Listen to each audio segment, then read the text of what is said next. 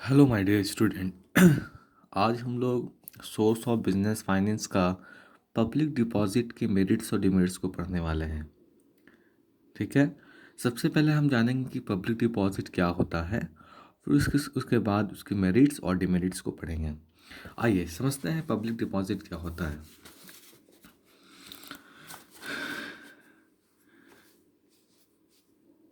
The deposits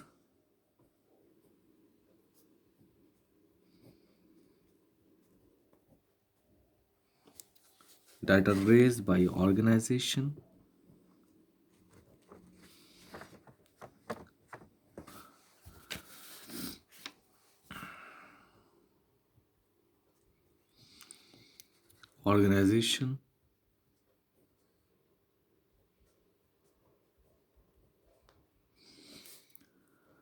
directly from the public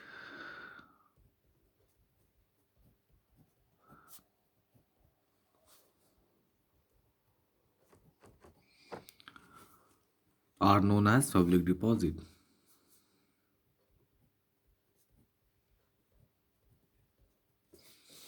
Are known as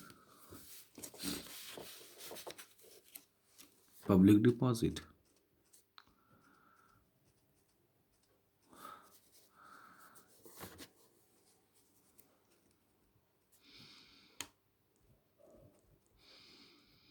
देखिए public deposit होता क्या है।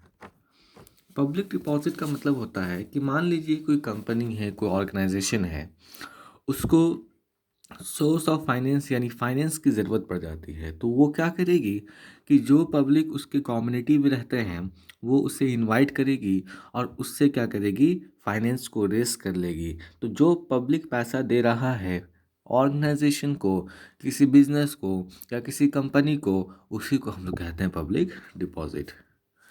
बात समझ में आ गई। आइए आगे हम लोग पढ़ेंगे मेरिट्स। इसकी क्या मेरिट्स होती है। मेरिट्स में पहला बोल रहा है कि it procedure of obtaining deposit is simple. ये इसमें फाइनेंस को लेना बहुत ही सिंपल होता है।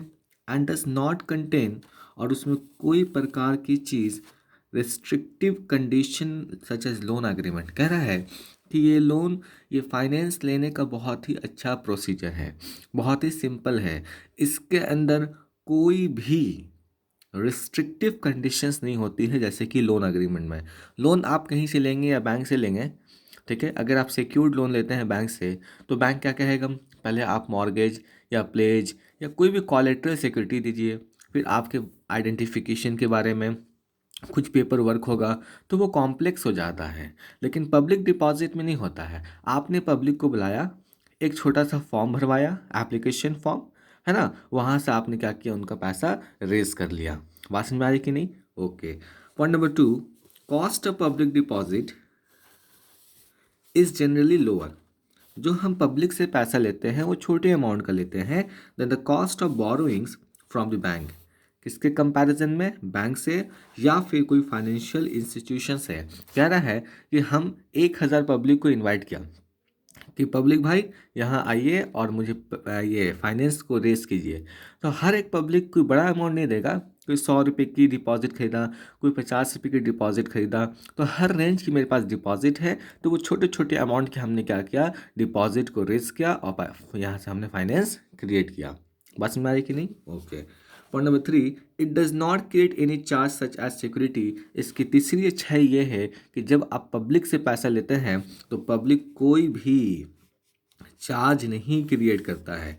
चार्ज क्रिएट कहने का मतलब वो कोलेटरल सिक्योरिटी नहीं मांगता है। ये नहीं बोलता कि हम आपको 100 रुपये दे रहे हैं तो आप मुझे 100 रुपये की चीज़ कुछ बदले में दीजिए। नो।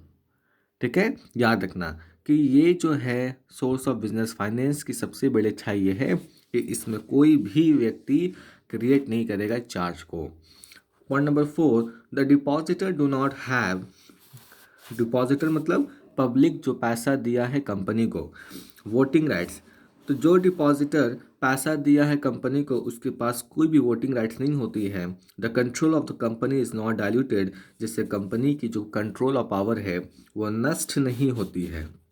डाइल्यूट नहीं होती है। जैसे मान लीजिए अगर आप शेयर इशू कर देंगे ना, अगर कोई कंपनी शेयर इशू कर रही है पब्लिक को, तो वहाँ पर शेयर होल्डर मालिक बन जाते हैं, ओनर ऑफ द कंपनी।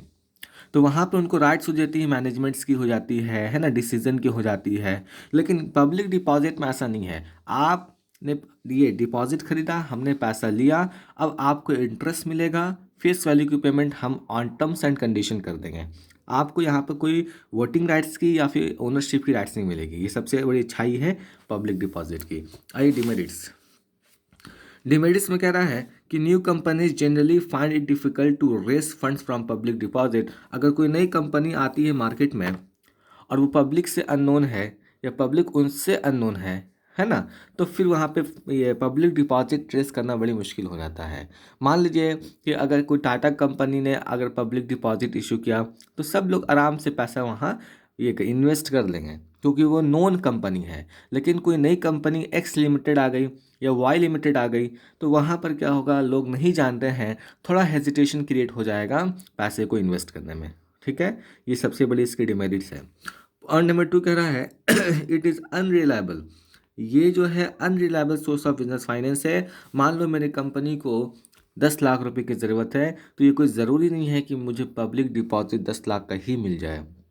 उससे कम भी मिल सकता है, जिससे मेरी ज़रूरत पूरी नहीं हो सकती। उससे ज़्यादा भी मिल सकता है, जो मेरे लिए क्या है, इररेलेवेंट है। क्योंकि हम ज़्यादा लेकर क्या करेंगे, हम उतना ही फंड्स लेंगे जितना मेरे बिजनेस को ज़रूरत है। तो ये अनरिलायबल है, कभी ज़्यादा हो जाता है तो कभी कम हो जाता है। हमारी जो सेटिस्फेक्शन है वो पूरी नहीं हो पाती है। Point number 3, collections of public deposit में फेस डिफ़िकल्ट। कभी कभी आपको पब्लिक डिपॉजिट को कलेक्शन करने में बड़ी मुश्किल आ जाती है। कब हो जाती है, when the size of deposit requires is large. When the size of the deposit requires is large कह रहा है कि आपके बिजनेस को करोड़ों की ज़रूरत है, और हमने पब्लिक डिपॉजिट जब ये किया, इशू किया, तो कोई लोग 50 रुपये दे रहे हैं, कोई 80 रुपये का दे रहे हैं, है ना। जैसा जिसके पास फाइनेंशियल अपना ये है, कंडीशन है, उसके हिसाब से वो खरीद रहा है। तो आप बताइए कहाँ 1 करोड़ की ज़रूरत है। अब कोई 50 दे रहा है तो उसके लिए भी एप्लीकेशन फॉर्म भराइए, है ना, उसके आइडेंटिफिकेशन मांगिए। यानी आप मान लीजिए 50, 80, 100 रुपये लेंगे, तो 1 करोड़ में आपको कितने एप्लीकेशन फॉर्म भराना पड़ेगा, कितनी आपको पेपर वर्क हो जाएंगे। तो यहाँ पर ये क्या बन जाती है, डिमेरिट्स बन जाती है।